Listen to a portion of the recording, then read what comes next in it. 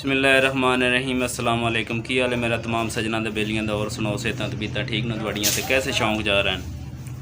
मैं सरवर शहजाद ते तुसी मेरा चैनल वेख रहे सरवर व्लॉग असील। सब तो पहले रिक्वेस्ट है मेरे चैनल को सबसक्राइब कर लो, बेल आइकन को प्रेस कर लो क्योंकि हर आने वाली वीडियो तुहानू सब तो पहले वेखने वास्ते मिलती रहे। यार छोटा जिहा एक टोटका करन लगे हाँ। ये असील मुर्गियां जड़ियाँ पैरां चनियां बन जानियां न, असी चंडी पंते लाते रहते हैं तो वो बड़ा लम्मा काम हो जाता है। तो अज असी दवान विखाने कि उन्होंने तुसी असील मुर्गियां दी जुत्तियां किस तरह बनाओ तो अपना झस लाओ। तो तुहाड़ियां मुर्गियां नू चनियां नहीं बनन लगियां क्योंकि चनियां बननियां तुसी फर्श ते रखते हो। उस तो बाद धुप होंदी है, जिसले धुप्पे मुर्गा टुरे उस टाइम ही चंडी बन जाती है। जमीन गर्म होवे आप देख सकते हो जी।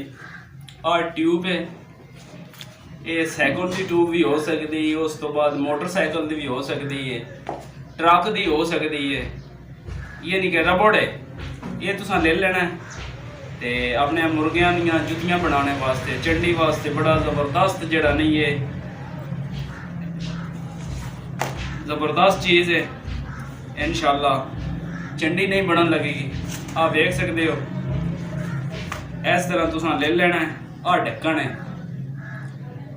एक कैमरेमैन साडा ढक्कन है तो एक आ ढक्कन है।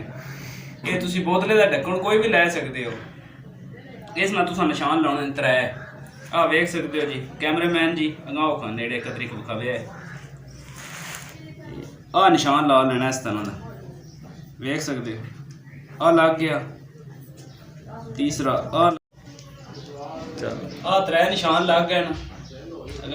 जूम करके बता दो, त्रै निशान लग गए ना। कैंची ना तुसा कट लेना, चेक कर लो जी।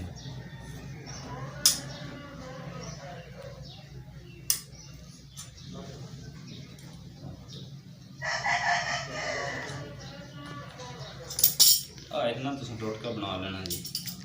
इस तरह तुसा कटाई करनी है।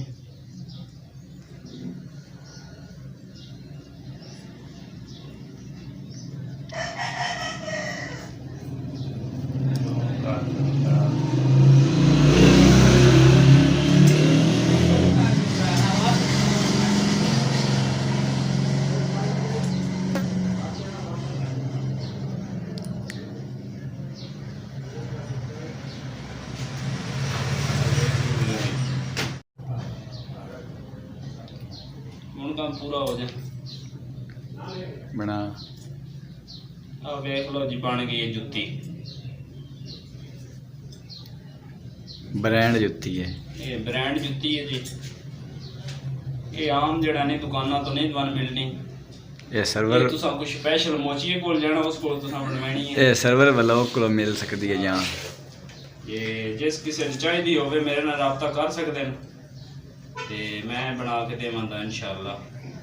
जुत्ती की कीमत 250 रुपया, नहीं 250 रुपया की बोले था।